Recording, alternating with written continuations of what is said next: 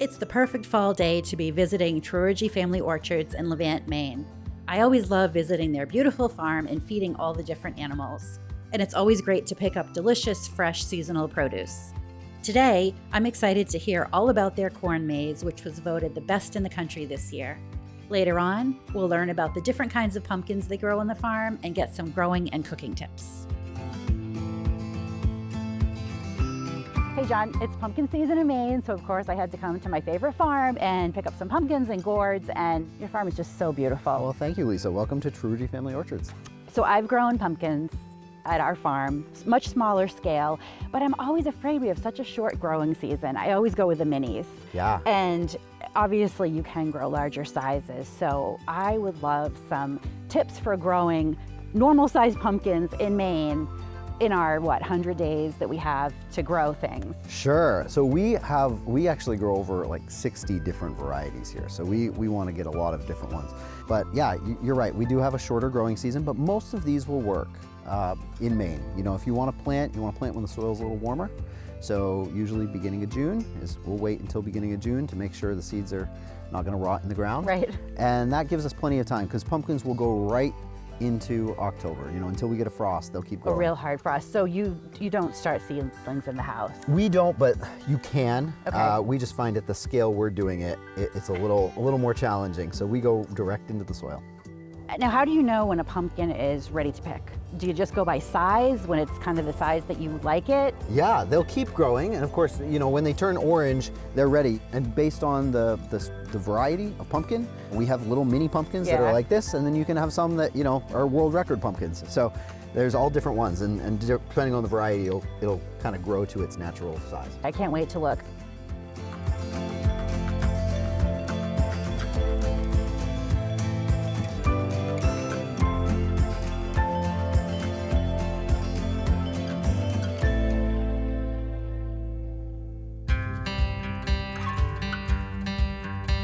So you've got tons of the traditional pumpkins, but you also have loads of really cool varieties that I love to see and I'd love to learn more about.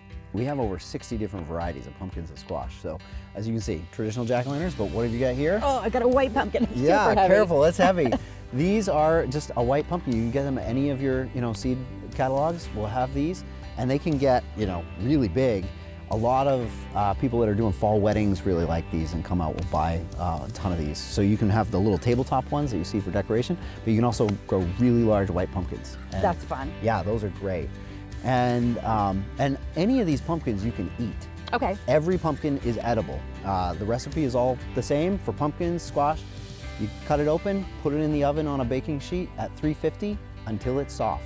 Usually takes 45 minutes to an hour and a half, depending on how big it is. Okay. They'll release a lot of moisture, so make sure it's a deep baking sheet. But if you're gonna be cooking pumpkins, I would recommend looking for something like this. This is what we call a pie pumpkin. Feel how heavy that is. They're not hollow. Right. They have a lot of orange, deep orange flesh, a lot of great nutrients in there, and you can get probably 4 or 5 pumpkin pies out of that. Make your own puree, which is something I've actually never done. I've cooked pumpkins and squash, but I've never made my own great. puree. You puree it, put it in the freezer, and it'll last all winter. And those are great for stacking too. If you're gonna make if you get a bunch of different sizes, you can stack those up and make great porch decorations. Fun. So good for the pie pumpkins. And speaking of eating, we have Turk's Turban squash. So again, great for eating. We've got a bunch of different squash. Each has its own kind of flavor and texture. So that's a fun one to try out. That's a fun looking. Great for decoration too. Yes. And here you've got actually another squash. This is a striped cushaw. And this variety can grow nice and long, kind of oblong, like a football. Yeah, pretty nice deep orange on the inside. Okay. Great taste. A lot of folks' favorite squash. This is a blue Hubbard. This, a lot of the lifelong Mainers will come out to our farm looking for these. Okay. This is great, another deep orange inside, great flavor, a lot of nutrients, but it's got a really hard shell. So when you go to cut it open, a lot of people, it's probably safer than using a knife, just drop it on the concrete floor. It cracks open and then you can cook it, and it's great, but don't injure yourself trying to get into it. That's a great tip.